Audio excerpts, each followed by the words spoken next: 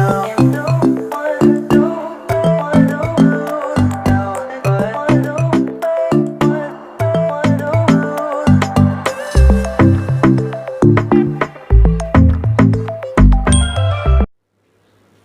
Everyone.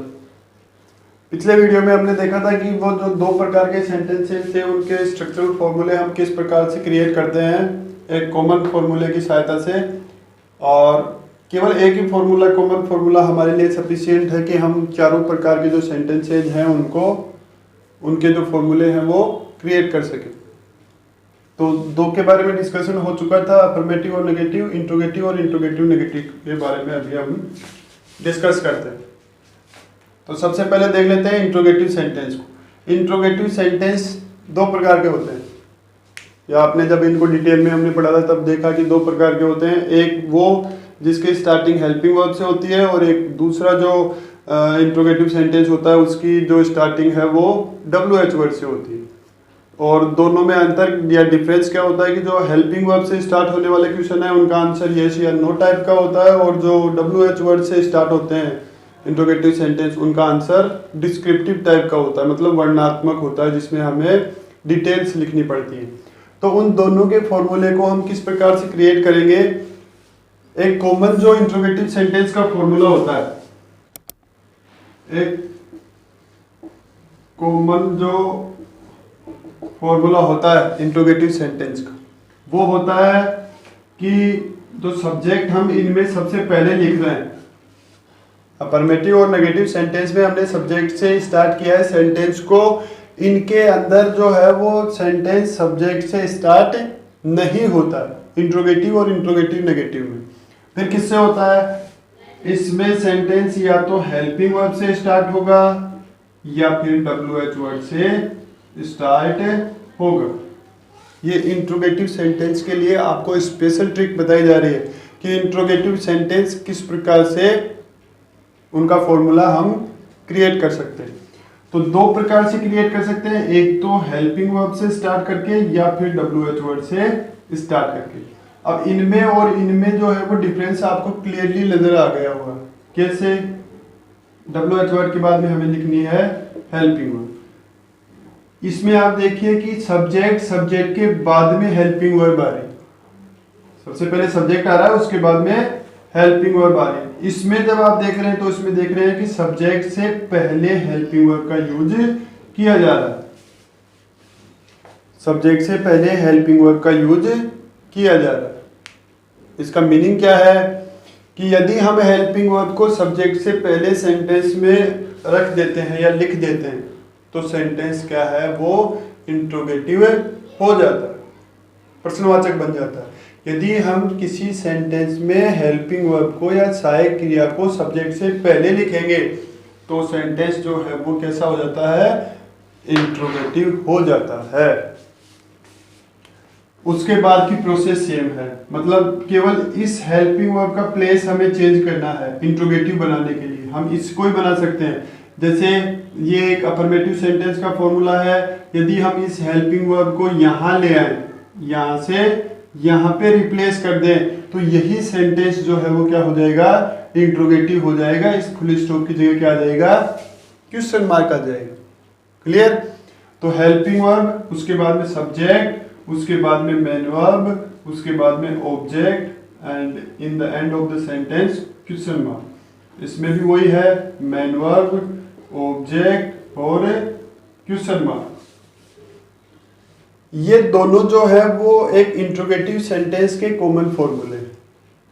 अब यदि हमें इन दोनों में से किसी का भी इंट्रोगेटिव सेंटेंस का फॉर्मूला बनाना हो तो केवल आपको, जैसा मैंने ऊपर बताया कि दो चीजों को चेंज करने की जरूरत पड़ेगी। कितनी चीजों को जो चेंज करेंगे, एक हेल्पिंग वर्ब को, एक मेन वर्ब को। तो कर दीजिए, कौन से का बनाए, प्रेजेंट कंटिन्यूअस, सिंपल प्रेजेंट में से चलिए पहले सिंपल प्रेजेंट के बना लेते हैं। तो पहला सेंटेंस हमारे पास में है हेल्पिंग वर्ब से स्टार्ट होने वाला। हेल्पिंग वर्ब हमारे पास में कितनी है, दो है, डू, डज। ठीक है। उसके बाद में हमें लिखना है सब्जेक्ट, फिर उसके बाद में हमें लिखना है मेन वर्ब। मेन वर्ब का कौन सा फॉर्म काम में आता है, फर्स्ट फॉर्म काम में आता है। उसके बाद में हमें लिखना है ऑब्जेक्ट और उसके बाद में हमें लगाना है क्वेश्चन मार्क। दूसरा यदि WH वर्ड वाला लिखें तो इतना तो आप समझ ही गए होंगे कि इसमें और इस सेंटेंस के स्ट्रक्चर में क्या डिफरेंस होता है, केवल इसी वर्ड का होता है। इसके आगे जो भी फॉर्मूला रहेगा वो ये ऊपर वाले को यदि हम यहाँ पे रिप्लेस कर देंगे तो वो जो स्ट्रक्चर है वो कंप्लीट हो जाएगा। कैसे, देखिए, फर्स्ट फॉर्म ऑब्जेक्ट और क्वेश्चन। तो इसी कॉमन फॉर्मूले से हमने इनको क्रिएट कर दिया। कंटिन्यूअस का भी बना लेते हैं। कंटिन्यूअस का बनाने के लिए हमें क्या करना होगा, पहले में इसकी हेल्पिंग वर्ब लिखनी पड़ेगी। इसके पास में 3 हेल्पिंग वर्ब होती है। कौन कौन सी, is, am, are. Subject, main verb की कौन सी फॉर्म काम में आती है, आईएनजी फॉर्म काम में आती है। ऑब्जेक्ट और क्वेश्चन मार्क। दूसरा यदि WH वर्ड वाला बनाना हो तो WH word is, am, are, subject, verb में आईएनजी, ऑब्जेक्ट और क्वेश्चन मार्क। बोलिए, कोई डिफिकल्टी? ये हो गया आपके इंट्रोगेटिव सेंटेंस जो हम एक कॉमन फॉर्मूले से बना सकते हैं। अब यदि हमें इन इंट्रोगेटिव सेंटेंस को नेगेटिव बनाना हो तो आपने अभी देखा था कि एक अफर्मेटिव सेंटेंस को नेगेटिव बनाने के लिए हमें क्या करना पड़ेगा, जो नेगेटिविटी रिप्रेजेंट करने वाला वर्ड है नॉट, उसको रिप्लेस करना है। और वो प्लेस जो है वो हम कहाँ करते हैं, आफ्टर द हेल्पिंग वर्ब और बिफोर द मेन वर्ब। इनमें भी हमें केवल वही करना है। इंट्रोगेटिव तो है ही है पहले से, इनके अंदर हमें ऐड और क्या करना है, नेगेटिविटी ऐड करनी है। उसके लिए हमें ये वर्ड ऐड करना है और वो ऐड कहाँ होगा, या तो हेल्पिंग वर्ब के बाद या फिर मेन वर्ब से पहले। तो जो ज़्यादा इजी और सुटेबल रहेगा वो मेन वर्ब से पहले होगा। तो हमारा फॉर्मूला क्या बनेगा, helping verb, subject, note, main verb और ऑब्जेक्ट और क्वेश्चन मार्क। इसमें दूसरा क्या बनेगा formula, WH word, helping verb, subject, note, main verb, object और क्वेश्चन मार्क। अब ये एक काम मैं आपके लिए छोड़ के जा रहा हूं। क्या काम करना है आपको करना ये है कि ये जो कॉमन फॉर्मूला है इंट्रोगेटिव नेगेटिव का, उससे आपको इन दोनों के जो इंट्रोगेटिव नेगेटिव सेंटेंसेस के फॉर्मूले हैं, सिंपल प्रेजेंट और प्रेजेंट कंटिन्यूअस के, वो आपको खुद को क्रिएट करने हैं with the help of these formula.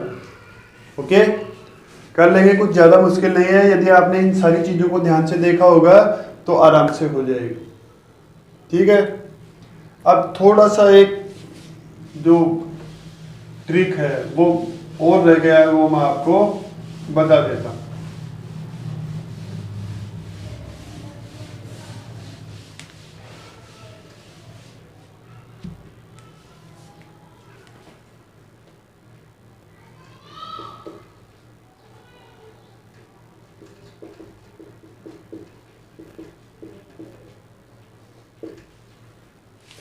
जैसे कि आप देख रहे हैं कि ये एक फॉर्मूला है और इसको आप देखकर ही पहचान गए होंगे कि अफर्मेटिव सेंटेंस का फॉर्मूला है। ठीक है, अब ये किसका है, अफर्मेटिव का। नेगेटिव बनाना हो तो इसमें हमें क्या ऐड करना है, नोट। तो फिर क्या बनेगा, subject plus helping verb plus note plus main verb plus object. ये नेगेटिव हो गया। यदि इसको इंटेरोगेटिव बनाना हो, ठीक है, तो क्या करेंगे, right the helping verb before subject. क्या करना है, हेल्पिंग वर्ब को कहाँ ले जाना है, सब्जेक्ट से पहले। तो सब्जेक्ट से पहले यहां लाएंगे तो पहले तो सेंटेंस जो है वो किससे शुरू हो रहा था, सब्जेक्ट से। अब ये हेल्पिंग वर्ब इससे पहले आ गई है, इसका मतलब सेंटेंस किससे शुरू होगा, हेल्पिंग वर्ब से। क्लियर। फिर उसके बाद में ये तो अपनी जगह है ही है तो वो लिख दिया। अब ये तो इधर आ गई तो उसके बाद में बचा क्या अपने पास में, मेन वर्ब बची, क्योंकि केवल इंट्रोगेटिव का लिख रहे हैं, इंट्रोगेटिव नेगेटिव होता तो फिर ये सिर्फ एज इट इज वैसे आगे का आगे आ जाता। मेन वर्ब आ गई, उसके बाद में क्या आया, ऑब्जेक्ट आया, और क्योंकि सेंटेंस इंट्रोगेटिव है तो साइन भी चेंज हो जाएगा, क्या आ जाएगा, इंट्रोगेटिव साइन। ठीक है, यदि इसी को हमें इंट्रोगेटिव नेगेटिव बनाना हो, इंट्रोगेटिव तो है ही है, उसके साथ में क्या बनाना हो, नेगेटिव भी बनाना हो, तो क्या करेंगे, add not before the main verb in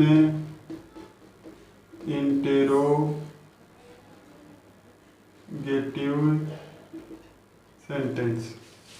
interrogative sentence के मेन वर्ब से पहले हम नोट को और ऐड कर देंगे तो वही इंट्रोगेटिव सेंटेंस क्या हो जाएगा, इंट्रोगेटिव नेगेटिव हो जाएगा। देखिए कैसे होगा, helping verb plus subject plus note plus main verb plus object plus question mark. तो आपके सामने फॉर्मूले हो गए 1 2 3 और 4। देवी और सज्जनों, इन 4 कॉमन फॉर्मूले से आप किसी भी प्रकार के सेंटेंस का फॉर्मूला बना सकते हैं, लेकिन कुछ कंडीशन के साथ। वैसे मैंने आपको शुरुआत में बताया था कि इतने प्रकार के सेंटेंसेस हमें क्रिएट करने पड़ते हैं ड्यूरिंग द टेंस स्टडी, इतने प्रकार के सेंटेंसेस हैं। अब इनमें से यदि हम इनको 4 में ही काम में ले सकें तो हमारे लिए ज़्यादा ईजी होगा, लेकिन ये 4 के अपन यूज़ किस प्रकार कर सकते हैं, उसके लिए मैंने आपसे कहा कि हमें कुछ कंडीशंस को फॉलो करना पड़ेगा।